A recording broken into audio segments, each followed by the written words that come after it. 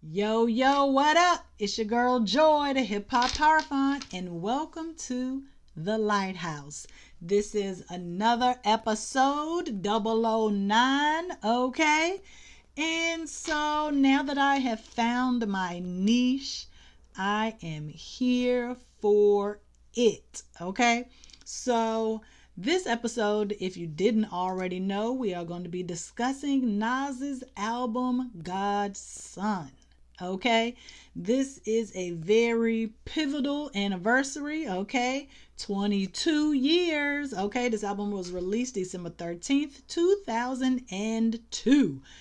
I was a freshman in college. Okay, I ain't gonna age myself, but it is what it is. Your girl look good. Okay, anyway, I want to dedicate this episode to the homie Nova, the professor who inspired this episode. He don't know, but he knows now. Okay, I did not know that this album was celebrating such a landmark anniversary. And when I was in college, this album, okay, it went diamond in my CD player, stereo, whatever you want to call it. Okay, this was during the download era and your girl was a pirate. Okay, so I definitely downloaded this album. Okay, so during this time Nas's mother had just passed away.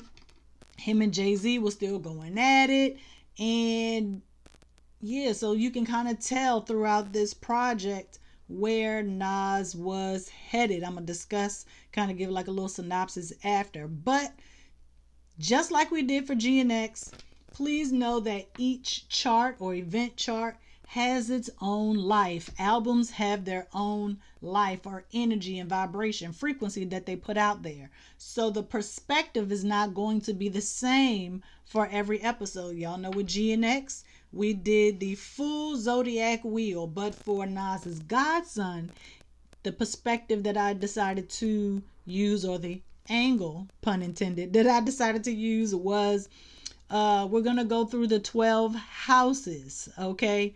Each song belongs to a house and is representative of a planet in said house. So we are going to take a look at that. And so let's get started. So y'all know I'm gonna be looking at my notes or whatever, so don't trip. I got my notes right here, and instead of the laptop, I brought out the iPad. You know, kind of got to keep it simple, okay? So for the time, I want to tell y'all how I derive these times when I do these charts.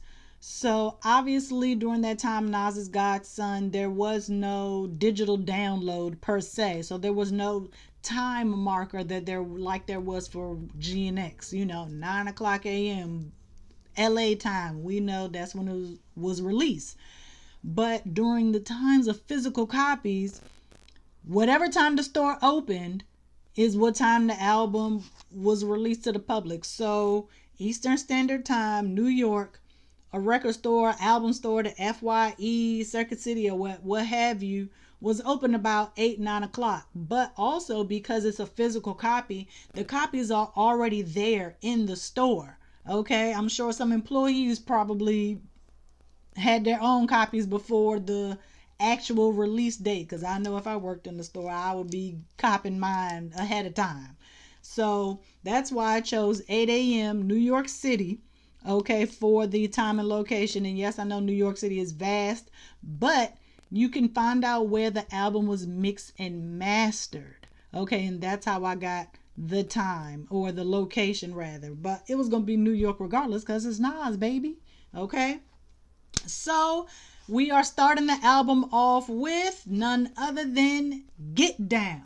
Okay, one of my favorite songs on the album. I mean, I just love this album, so y'all gonna hear me lament, okay, the whole time. But the song Get Down, okay, is associated or in the first house, okay, and we are symbolizing that because the first house is associated with the Mars Aries archetype. It's all about survival. Okay, surviving New York as a young kid, like he almost gave his game Gave his life away for what the dice do. If it wasn't for the big homie, like, yo, what you doing with that? Where you going with that? You know what I'm saying? Like, checked him. And then right before he got checked by the big homie, the police rolled by. He could have got caught up. You know, New York don't play about them gun charges, okay?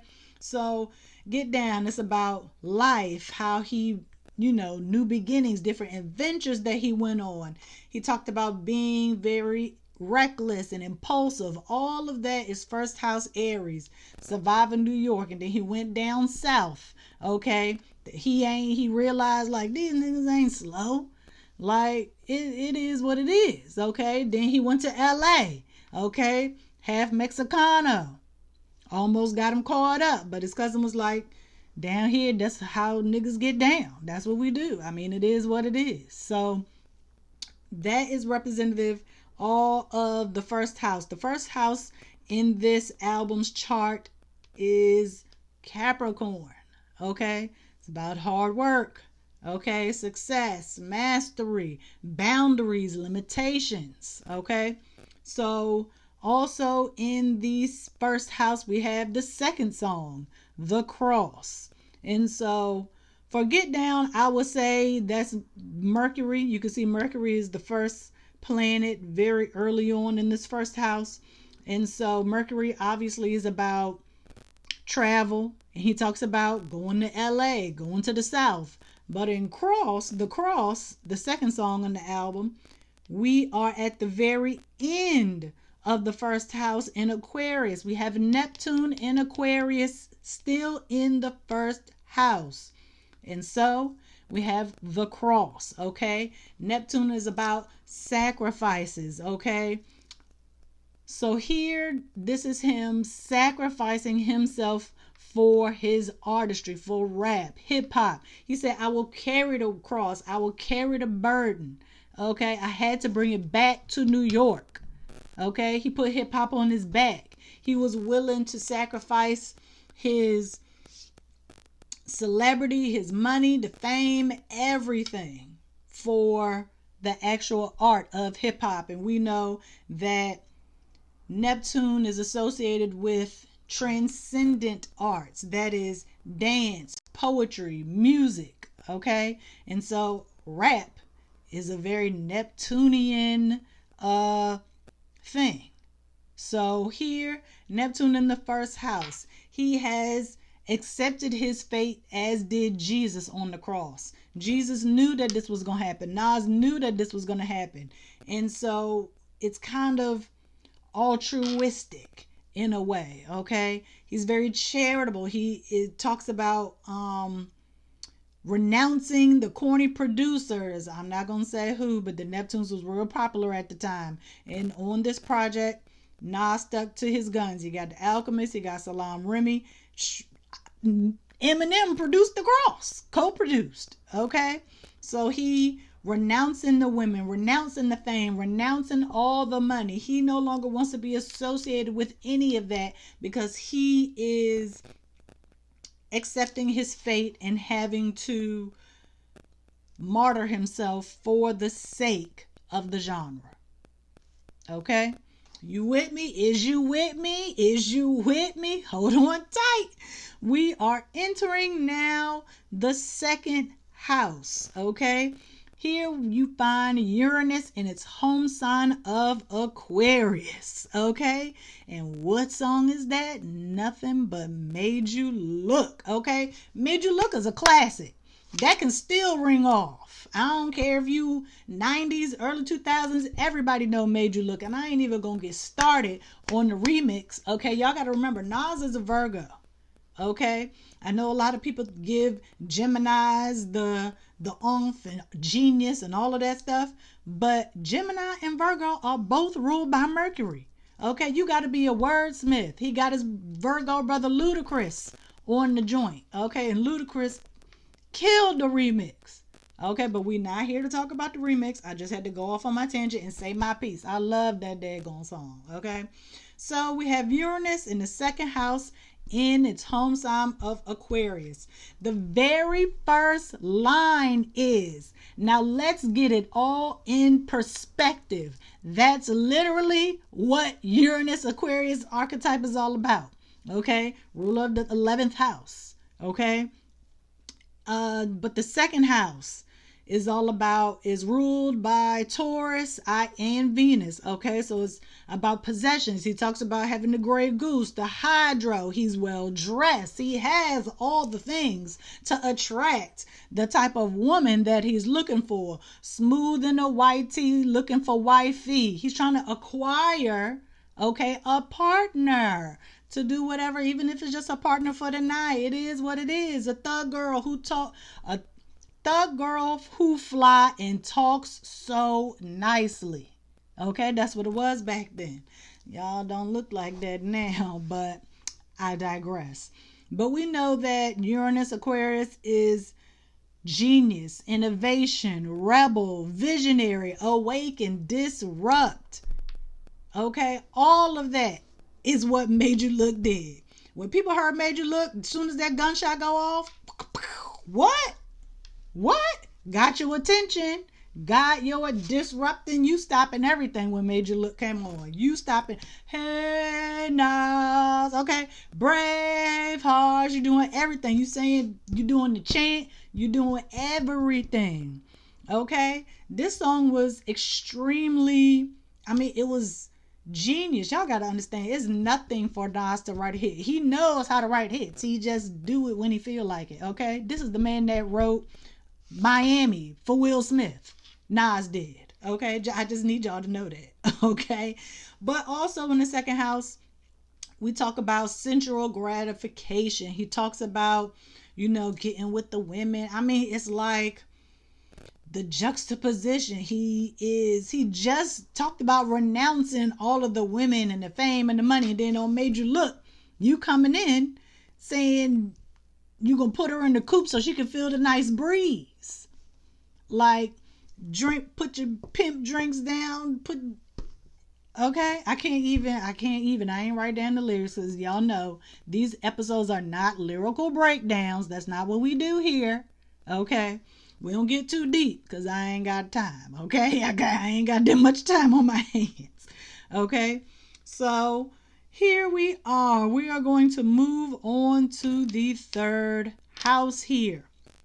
So number 4, the fourth song in the third house, represented by the moon in Aries. Okay, last real nigga alive. That's official. Okay, so Aries energy is self-governing, it's insensitive, it's antisocial. Okay, here we have, first thing he says is listen up. I'm about to tell y'all what really went down, how me and Big's relationship really was. I am going to share my memories. I'm going to remember and reflect on that time. That is all moon related. Tapping into your feelings, listening. He talks about his unconditional love for Biggie, but he was also cool with Raekwon. It was a whole issue. Ghostface said on the Purple Tape, Raekwon's album, you know what I'm saying? They biting Nas shit. He talking about the album cover. You know what I'm saying? Nas was the first to have a child photo on as an album cover, and then boom, you get Biggie with the baby. It is what it is. But Ghostface my boy. We definitely gonna be doing some Ghostface in 2025, okay? So he talks about memories and remembering of the past so that we can understand, because you got to remember during the Biggie, Tupac, East Coast, West Coast stuff, it was a lot of animosity being perpetuated through the media. Okay. In the second verse, he goes on to say he never hung out a lot. He never did like the industry stuff. Okay, he was quiet. He kept to himself. That takes us back to the Aries. Okay, he was self-governing. Basically, he had self-discipline. He was antisocial. Okay, and the third house is really about someone's day-to-day, and that's what Nas takes us through. Like, this is the kind of stuff that I did. I spent more time with my mom. Get into this. He spent more time with his mom. She literally had cancer. Moon rules Cancer. Okay, moon is the mother. Okay, nurturing, all of that. Okay, I know you with me now. I know you feeling me now. So, of course, in this chart, you see that we have some houses that don't have any planets. I'm not going to be doing the North Node, just so you know. Don't do the asteroids. I'm not spending time on that. But in the fourth house, you see that there is a little bit of Aries, but it's mostly Taurus. Okay, and that is going to take us to zone out. I mean, this was really Salam Remy beat. Okay. So the fourth house is Aries, Taurus, mostly, like I said. But I mean, for here, it is a typical rap song. Taurus is a fixed sign. It's maintaining the status quo. You're not going to change their mind. They're going to stay at their comfort level. And I think that's what zone out is. Also, the fourth house is about family. And guess who featured on this song? His brother Jungle. Okay, so this is just your basic, simple rap song about the materialism, the possessions, and indulging in all the things that fame and money can offer. I think it was a little lazy. Okay, Taurus. I think it was a little lazy, but it was deliberately lazy. Nas, like I said, Nas know how to write a hit. He know how to put the knowledge in the words in the song if he wanted to. But not this one. He's just zoned out. And when you're zoning out, you are not really paying attention. You just in the zone. Nas is just like I just wrote something, and this is what you get. This is it. Okay. So of course we're going on to the fifth house, which is half Taurus and half Gemini. And so fifth house is about relationships, romance. Okay, some people think it's just Libra. No, it's really Leo. They want the attention, they want the love and the respect, okay, of a partner, a romantic partner. And his wife at the time is on the song, Khalees. Okay, so the song Hey Nas, the beat is very romantic. It's a sample, okay? And this is, the fifth house is also about the results of your creativity. The sun rules Leo in the fifth house, okay? Sun Leo is the archetype. They oversee the matters of the fifth house. And the fifth house is the results of your creativity. It's the second fire sign. So Aries initiates the creativity, and Leo is the result of said creativity. And as human beings, our basic method of creativity is to bring forth human life. And of course, you got your romantic partner, who is also the mother of your child, one of your children, okay, his son Knight. He talks about the courtship and the things they would do, and the typical romance, some of the things he talked about I would like to do. Okay, all right. Okay, so we're not gonna forget Miss Ortiz from City High, who was also on the song, but obviously Khalees made more sense because that's who he was romantically involved with at the time of making the record. So here we have the seventh song, I Can. One that was sung at probably, depending on how old you are, many of your graduations. Like I said, I was in college at the time, so we wasn't singing this.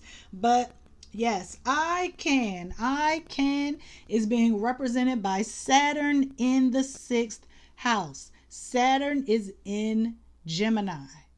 Okay? In Gemini. So the song itself is a message. He is dropping knowledge about the pyramids in Africa called Kush, the kingdoms. He is giving you information, okay? Basic information that we as Black people should know, okay? So Saturn is basically the whole theme of the song. It's about excellence, success, accomplishments, what you need to do to achieve, how you can stay focused, how you need to have some self-governing, some self-discipline. But you also have to be ambitious, but don't be overdoing it. He even tries to tell young girls and boys, like, you don't need to do this, don't try too hard, don't try to get grown. Basically, he talks about time, like, don't try to grow up faster than you should. Like, enjoy being a child because it's not gonna last long. Okay, so have some level of self-control, stay off the drugs, stay out the streets, stay in school. I know I can be what I want to be. Ha, ha, ha, ha. If I work hard at it, if I work hard, I can be. Okay, be boys and girls, listen up. Okay, don't y'all, we can go there, but I ain't gonna go there. I ain't going there. So next we have the seventh house. We are on the eighth song in the seventh house, because remember, the first house had the first two songs, Get Down and The Cross. So now we're at song 8, Book of Rhymes, being represented by the empty seventh house, dominated by Cancer with a little bit of Leo. Okay, so excuse me, the first verse is from the past. Okay, he basically is giving you, I mean, it's a book of rhymes that he's already written. Okay, so these are his basic, like, live reactions to old rhymes. Like, some of the stuff, like, I can't even believe I wrote this. Like, I look at stuff that I've written years ago and I cringe too. So I mean, I get it. So this is his live reaction to old rhymes. This beat is produced by Alchemist. You can tell. I don't know, y'all need, I know I can tell the difference. Okay.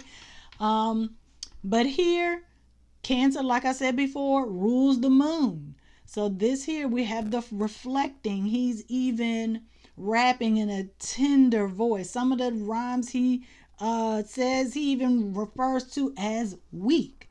Okay, but he also stresses the importance of getting back to the foundation, the roots, the tradition of actually writing your rhymes, which I know a lot of these rappers don't do now, and you can tell. Okay, so, but here he is also being vulnerable on this song. He talks about his son Knight and being jealous of his son, who needs and requires the attention of his mother. And so the whole verse 3 is about mothers. He talk about mothers on the street, his mama, his son's mother.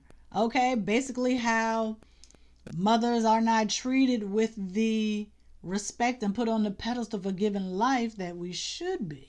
Okay, but the thing I want you to focus on really here is the seventh house. The seventh house really focuses on or embodies parts of your psyche or your personality that you need to accept and love about yourself. He is seeing that in his son Knight as an infant. Okay, that's why he's jealous. But he is kind of wrestling with his own desires for needing the attention of his wife at the time, Khalees. He also needs her, but he understands that the child also needs her as well. You know, that's part of being a mother. You got to still be a wife. You got to still go to work. You got to be a parent. And this was her first time being a mother. And Nas was a young father when he had Destiny. So now that he is in a place where he can financially provide a safe space, he is kind of navigating his emotions or his feelings, Cancer, in, what's the phrase I want to use? In conjunction with fresh fatherhood. Because, you know, fathering children, being a first time father is one thing, but he never had a son before. So, you know, baby boys and baby girls, they require different things. Okay? So next we're going on to the eighth house, which I absolutely love this whole little breakdown. So song 9, track 9 is Thug's Mansion, the New York version, or whatever you want to call it, because we know the this is the acoustic version. That's what they call it mostly. But the one with Anthony Hamilton is the bomb too. I love me some Anthony Hamilton. Okay, but the version with Anthony Hamilton was on the Tupac album. I think it was Better Days, and then you got the acoustic version that was released afterwards with Nas. Better Days also came out. I think it was October 2002. So This is kind of like a little remix situation. Okay. So Thug's Mansion is being represented in the 8th house with Jupiter. Okay, the 8th house is half Leo and half Virgo, but we're focusing on Jupiter in Leo here. Okay, talks about the judges, the juries, masons, lawyers, the cops. All of those characters are archetypal characters within the justice system. Jupiter is justice. I know some people like, no, it's Libra. No, actually, it's not, because Jupiter is about the higher courts. Okay, morals, values, what's right and wrong, what's fair. Libra is simply about balancing those things. Okay, but if you want some real justice, you need to take it up with Jupiter. But anyway, yes, Jupiter is also about hope, faith, and trust. This whole song is basically a description of heaven for people in the streets, guys in the streets, women in the streets. Okay, that's why it's Thug's Mansion. Okay, that is something that, I mean, because we don't know, right? And so this is a place that we hope one day we can get to. This is a song about faith, okay, and trusting in that faith. This song also is about conscience, okay, like Thug's Mansion. Okay, Billie Holiday, Malcolm, and Marvin, all of those people were there. Okay, Tupac talks a lot about the wisdom. I mean, he's just come from a very wise place. Okay, he is actually preaching. Okay, a preacher or a priest, or essentially someone that is a high-ranking official within a religion. Okay, Jupiter is all about religion and your belief systems, you know what I'm saying, like ethics, morals, judgment. Okay, and so that's where we're getting that from. But Tupac also talks about 8th house things. He talks about death and power, and then he comes in with the reincarnation, naming everybody he's seen in heaven. But also the Leo factor comes in. It's literally Thug's Mansion. Leo is about showiness, lavish, things of that nature. Also self-expression. This is something that they are like, they're literally like, Pac is literally like expressing like something that he's obviously thought about before.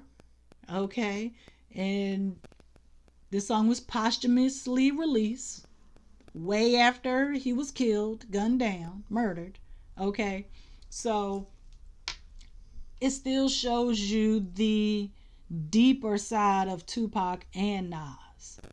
Okay, so now we're gonna go on to the 9th house with Mastermind. Okay, Mastermind with a little bit of Virgo, mostly Libra. Okay, so Mastermind, 9th house Libra, is totally empty.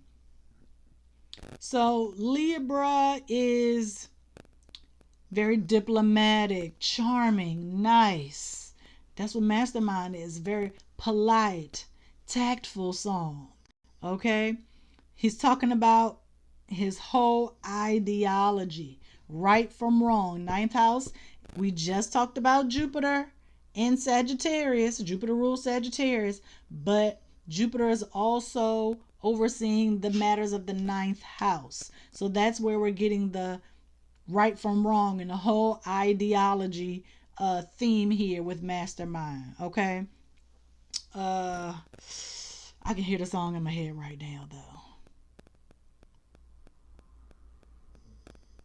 Okay, I was gonna see, I can hear, I can, all I hear in my head is mastermind and a mastermind. Okay, all right.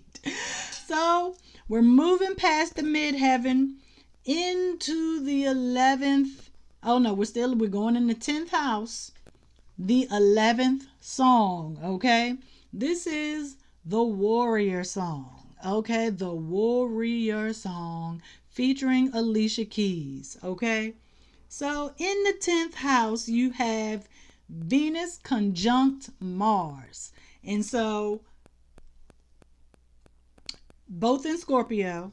Okay, the 10th house is a little bit of Libra, but mostly Scorpio. Okay, so Nas obviously will be the Mars aspect, and Alicia Keys is bringing the Venus aspect with the balancing, okay, the harshness of the song, which is, her soft voice, harmonizing, complementing.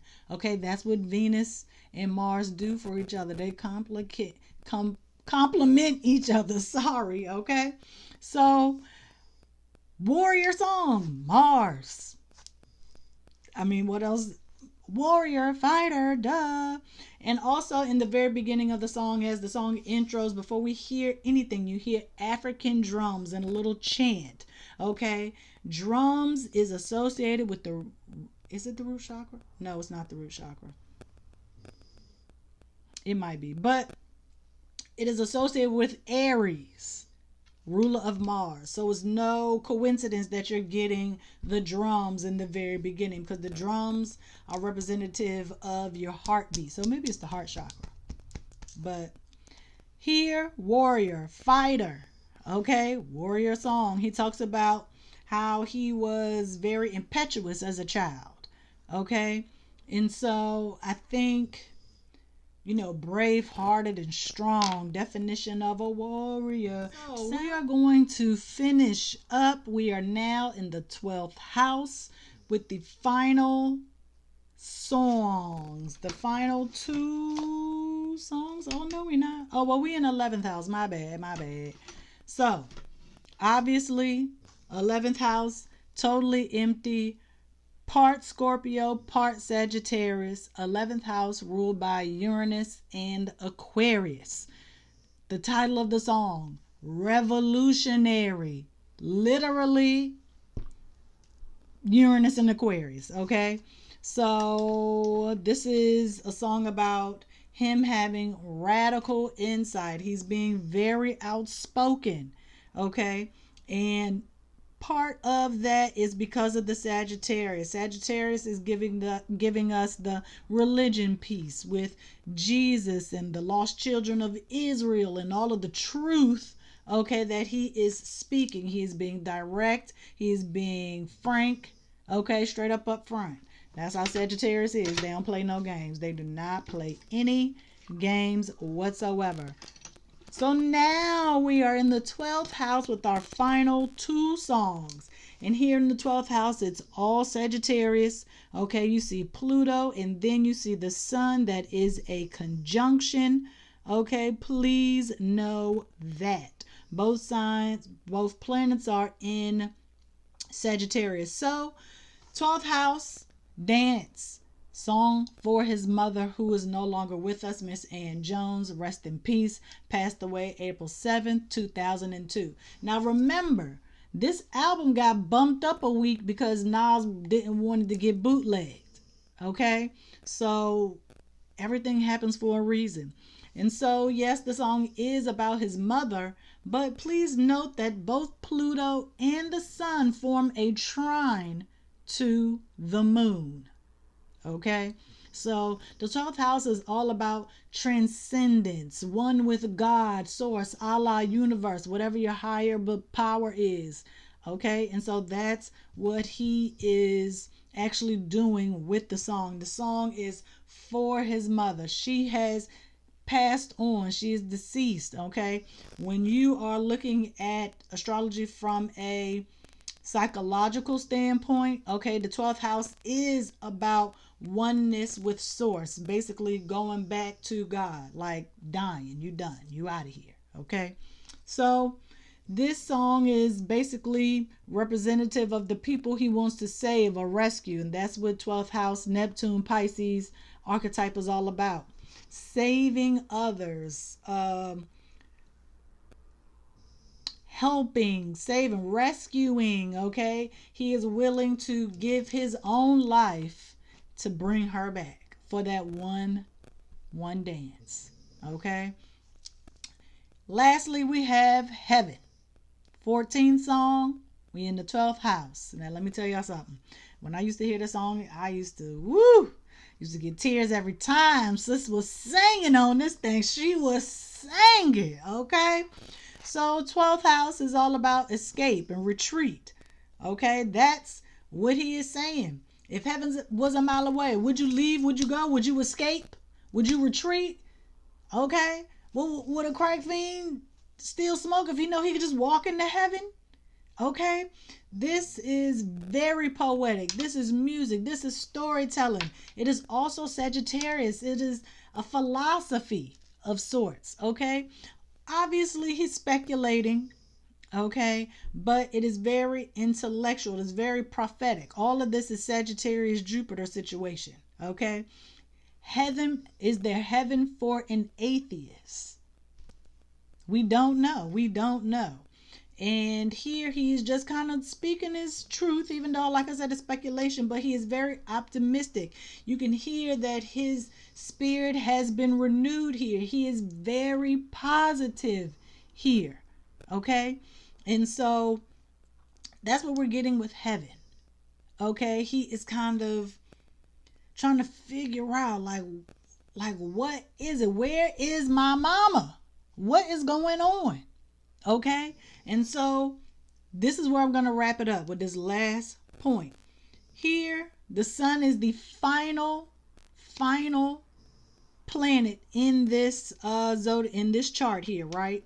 And so overall, that means the sun sign for the chart is Sagittarius. Sagittarius is where we wrestle kind of with our belief system.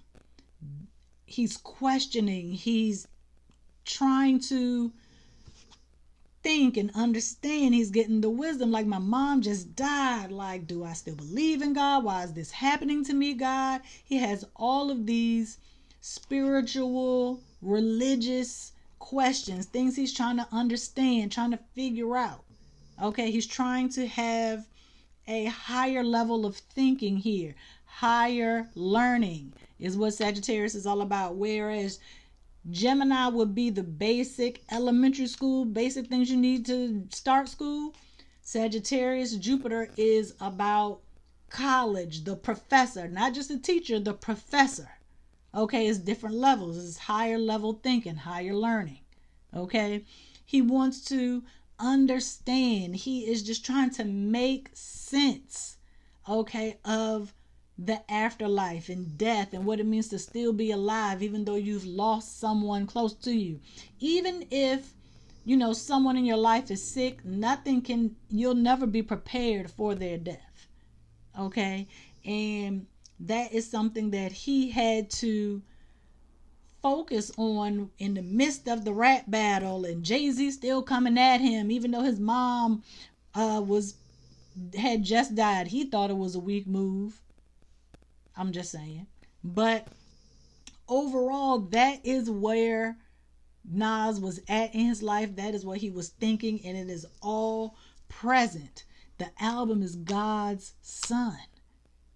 I know I'm blessed. Sagittarius, good luck, abundance, prosperity. He is at the height of being Nas at this point. This is it. And that's when that wheel of fortune went left or switched up on him. He thought he had it all. Just had a son and da-da-da-da-da. And absolutely not. And that's why when things are going good, you need to be prepared, okay, for something to get knocked from under you, because anything is possible. But even when things are going bad, know that things will always get better. I mean, it's the cycle. It's a wheel of fortune. Okay, so I hope you all enjoyed this episode. I had fun making it or doing the research for it, and I am going to share with you all just a few things. Don't forget to get the Graffiti Oracle deck. Okay, link in the description box. Still time to get it for Christmas or the New Year, whatever date you want to get it for. If you want to just get it for yourself, okay. What else? We got the incantation t-shirts. It's still popping. We got the hoodies. It's cold. It's hoodie season. Get you one. All right, y'all. There will be no more episodes for 2024. Okay, I'll see y'all next year. Peace.